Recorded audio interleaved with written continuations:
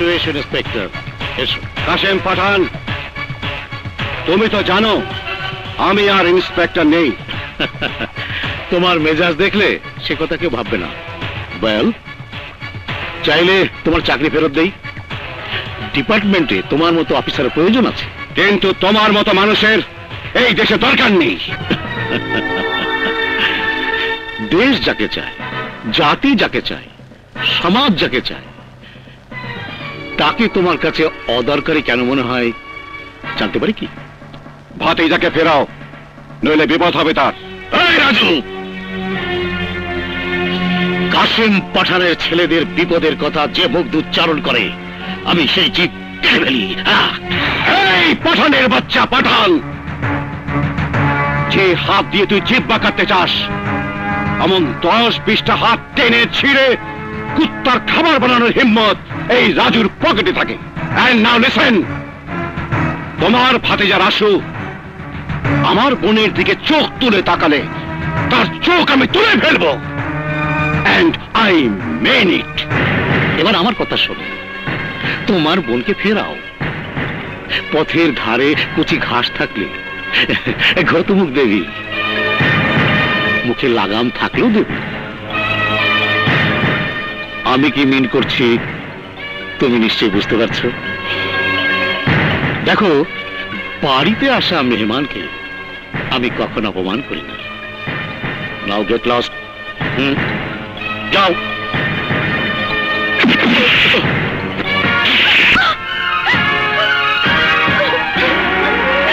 বল, রাসুর সঙ্গে তোর কি সম্পর্ক?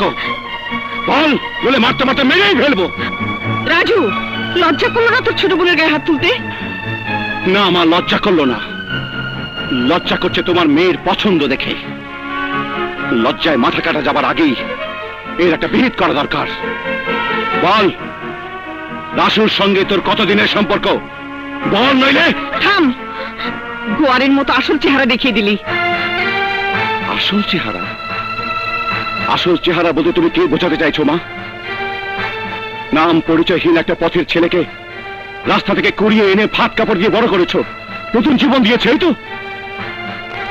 এসব কথা আমার অজানা নয় মা। কিন্তু আমার বোন আজ এক নতুন ঘটনার জন্ম দিয়েছে। কে করেছে আমার মুন্নি? মুন্নি ভুল পথে পা বাড়িয়েছে বাবা। যে পথে শুরুতে থাকছে ধোঁকা, আর শেষে কান্নার সাগর অপেক্ষা করছে। রাসু ভালো ছেলে ভাইয়া। অফকোর্স ভালো ছেলে, তা নইলে আমার বোন তাকে পছন্দ করবে কেন? এই রাসুটাকে, এই দেশ, সেই জাতি, এই সমাজকে যারা ঘুষ, দুর্নীতি, কালো টাকা, সন্ত্রাসের রাজত্ব করছে, রাসু তাদেরই একজনের ছেলে। কেপি, কাসিম পাঠানের ভাতিজা। নো। রাজু, কোথায় যাচ্ছিস বাবা? কি বলতে কি বলে ফেলেছি, আর তুই চলে যাবি? আমাকে তুই মাফ করে দে বাবা। আমাকে গুনাহগার করো না মা। বুকের দুধ দাওনি, কিন্তু আঁচলে ছায়া তো দিয়েছ। মায়ের পায়ের নিচে সন্তানের বেহেশত, এ কথা আমি ভুলে চাইনি মা। রাজু ভাইয়া। মুন্নি রে, এই হাত দিয়ে তোকে চড় মেরেছি, এই হাত কেটে চালিয়ে দিতে ইচ্ছে করছে আমার, কিন্তু তাতে এত যন্ত্রণা হবে না যতটা যন্ত্রণা হবে তোকে চলতে দেখলে। জঙ্গলি গাছের ফল দেখতে আকর্ষণীয় হয়, কিন্তু খেতে সুমিষ্ট হয় না। ওরা কেউ ভালো না, কেউ ভালো না। রাসুর জীবন থেকে তুই সরে না গেলে রাসুকে তোর জীবন থেকে সরে যেতে হবে। এ তুমি কি বলছো মুন্নি? চাচা আর ভাইয়ের অপরাধে তুমি আমাকে কেন আসামির কাঠগড়ায় দাঁড় করাচ্ছ? আমি তোমাকে ভালোবাসি মুন্নি, কিন্তু আমার তোমাকে ভালোবাসা সাজে না।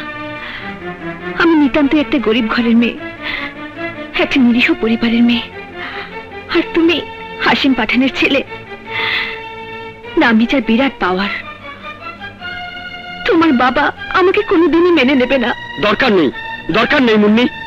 এই রাসু ইলেকট্রনিক্স ইঞ্জিনিয়ার, প্রয়োজনে আমি বাপ চাচা ভাইকে ছেড়ে চলে আসবো। কিন্তু আমি পারবো না আমার বাপ ভাইকে ছেড়ে আসতে। তার চেয়ে ভুলে যাও রাসু, ভুলে যাও আমাকে। ভুলে যাব? না মুন্নি, না। নিজেকে ভুলে যেতে পারবো, কিন্তু এই জীবনে তোমাকে ভুলতে পারবো না। তোমাকে ছাড়া আমি বাঁচবো না মুন্নি। কিন্তু আমাকে বাঁচতে হবে, নইলে তোমার চাচা, আমার বাবা মা ভাইকে বাঁচতে দেবে না। আমাকে ভুলে যাও রাসু, আর কোনোদিন আমার সামনে এসে দাঁড়িও না। দাঁড়াও মুন্নি, ভালোবাসা কোনো পুতুল খেলা নয়।